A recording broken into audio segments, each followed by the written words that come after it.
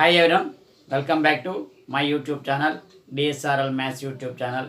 ఈరోజు మనం table of 13 అంటే 13వ ఎక్కాన్ని ఏ విధంగా చేయాలి, ఏ విధంగా గుర్తుపెట్టుకోవాలి, సో ఎలా సింపుల్గా చేయాలి అనేది ఈ యొక్క వీడియోలో తెలుసుకుందాం. సో వీడియోలోకి వెళ్ళే ముందు ఎవరైనా సరే మొట్టమొదటిగా మన ఛానల్ చూస్తుంటే dsrl maths YouTube channel subscribe చేయండి. అదేవిధంగా ఈ యొక్క వీడియోని ప్రతి విద్యార్థికి కూడా షేర్ చేయండి, అదేవిధంగా లైక్ చేయండి. సో టేబుల్ ఆఫ్ 13ని మనం ఏ విధంగా చేయొచ్చు ఒకసారి గుర్తుపెట్టుకోండి. ఇక్కడ ఎలా చేస్తుంది చూడండి. 1 2 3 4 5 6 7 8 9 0. సో నెక్స్ట్ ఏం చేస్తుంది చూడండి. 1 2 3 4 క్యాన్సిల్ చేయండి.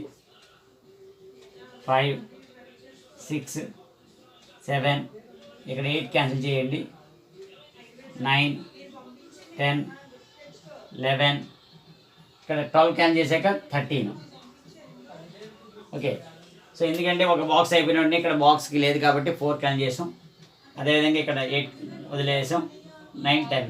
సో 13 1 జా 13, 13 2 జా 26, 13 3 39, 13 4 జా 52, 13 5 జా 65, 13 6 జా 78, 13 7 13 7s 91, 13 8s 104, 13 9s 117, 13 into 11 130.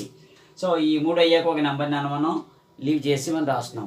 So అందువల్ల ఇక్కడ చూడండి 1 2 3 4 5 6 7 8 9 0 వేసాం.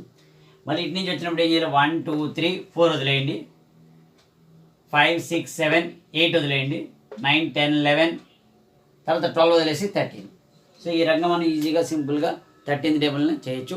సో నెక్స్ట్ వీడియోలో మళ్ళీ ఒక న్యూ కాన్సెప్ట్తో మళ్ళీ మీ ముందు వస్తాను. Thank you very much.